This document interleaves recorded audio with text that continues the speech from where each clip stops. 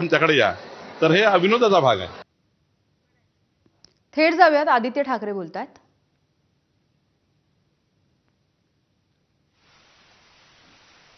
हे घेतलं जात आहे आणि ते स्पोर्ट्स कॉम्प्लेक्स यांच्या पत्नींनी बनवलं होतं. आपण मुंबई महानगरपालिकेत सत्तेत असताना तेव्हा बनवलं होतं. या ताई तिकडच्या नगरसेविका आहेत आणि ते स्पोर्ट्स कॉम्प्लेक्स सगळ्यांसाठी खुलं असतं. परवाच मी तिथे आलेलो. मेघनाताई, तुम्हाला माहिती आहे, आपण सगळ्यांनी तिथे व्हिजिट केली होती. आता ते मैदान देखील घेऊन एका प्रायव्हेट ट्रस्टला दिलं जातं. तर अरुणजी, 2-5 मिनिटं तुम्ही जरा सांगा तिकडचा लढा कसा चालू आहे, कारण हा लढा फक्त एका ग्राउंडचा नाहीये, मुंबईतल्या सगळ्या मोकळ्या मैदानांचा आहे. मग शिंपोली असेल, प्रभादेवी असेल, कुलाबा असेल, सगळीकडचं आहे. आदित्यजी, मी 2 मिनिटं हारुणकर जी यांच्याबद्दल बोलू इच्छितो. आणि मी पण अंबोलीतच राहतो म्हणून आमच्याच विधानसभेचे आहेत.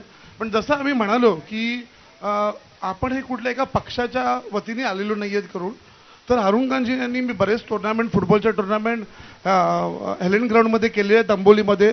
आणि ते एक फुटबॉलचे चाहते आहेत. तर ते चाहते म्हणून पण इथे आले आहेत. म्हणून मी त्यांना विनंती करतो की तरी आपली व्यथा मांडावी. आपल्या नेव्हिल डिसोजा ग्राउंडबद्दल आपलं कसं काय पुढे आपल्या दिशा दाखवू शकते त्यांनी बोलावं म्हणून. How are you Mumbai? मी डावीकडे जेवढी लोक आहेत त्यांना मी How are you? सेंटरवरती यायला please. How are you centre of the Jayanti? Stage please. Please come on the centre. How are you alpha? आवाज कुठे आहे?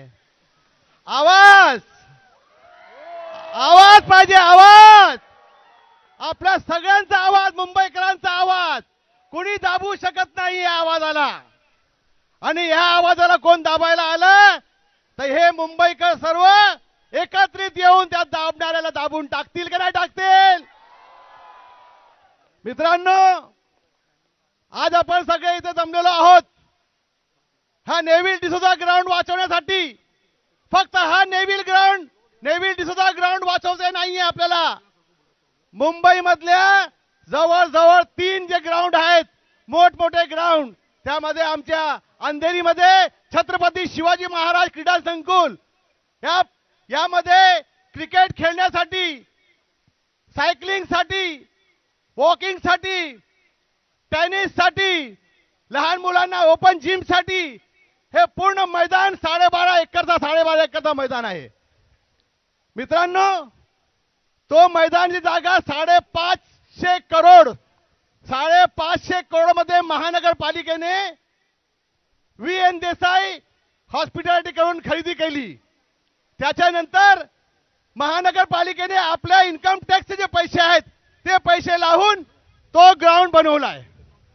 आज आपल्या या महाराष्ट्राचे मुख्यमंत्री तो ग्राउंड सुद्धा भारतीय जनता पार्टीच्या एका MLCच्या घरात टाकण्यासाठी चाललेले आहेत. जसा हा ग्राउंड टाकणार आहेत तसा तो ग्राउंड सुद्धा त्यांच्या गळ्यात टाकणार आहेत. मी आपल्या सगळ्यांना विनंती करतो की आपण कोणत्याही जात भेद, कोणत्याही पक्षाचे नव्हे, तर या महाराष्ट्रासाठी, या मुंबईसाठी आणि महानगरपालिकेने जे ग्राउंड बनवलेले आहेत त्या ग्राउंडला वाचवण्यासाठी आपण सगळे एकत्रित आज आलेलो आहोत. आणि कंटिन्युअस जोपर्यंत हे ग्राउंड, नेव्हिल डिसोजा ग्राउंड आणि तो अंधेरीचा ग्राउंड आपल्या हातात येत नाहीये तोपर्यंत आपल्याला स्वस्थ बसायचं नाहीये. बसणार स्वस्थ?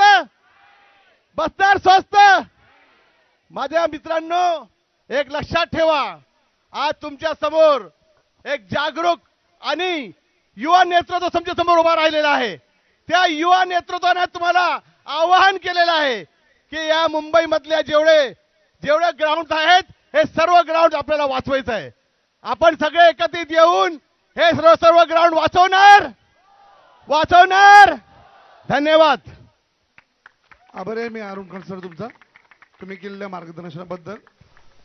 याच्या पुढे मी ज्या व्यक्तीला स्टेजवरती बोलवणार आहेत ते आहेत आमचे फुटबॉलचे ऑफिशियल्स, मॅच कमिशनरपैकी शिरजाद बथिना सर. त्यांना मी विनंती करतो की त्यांनी सांगावं, कारण की ह्याच्यामुळे या फुटबॉल ग्राउंड जाण्यामुळे ती लीग होणार नाही. त्यामुळे जो रोजगार आहे, जो रेफरीज आहेत, जे मॅच कमिशनर आहेत, त्याच्या रिलेटेड जेवढी पण लोक आहेत म्हणून त्यांचा रोजगार त्याच्यावरती आहे. म्हणून तर त्यांना मी 2 शब्द बोलायची विनंती करतो सर. तर मुंबईमधली मोकळी मैदानं वाचवण्यासाठी सध्या हे आंदोलन सुरू आहे. आदित्य ठाकरे सहभागी झालेले आहेत. याकडे लक्ष राहील. तुर्तास एक छोटासा ब्रेक. बघत रहा एबीपी माझा.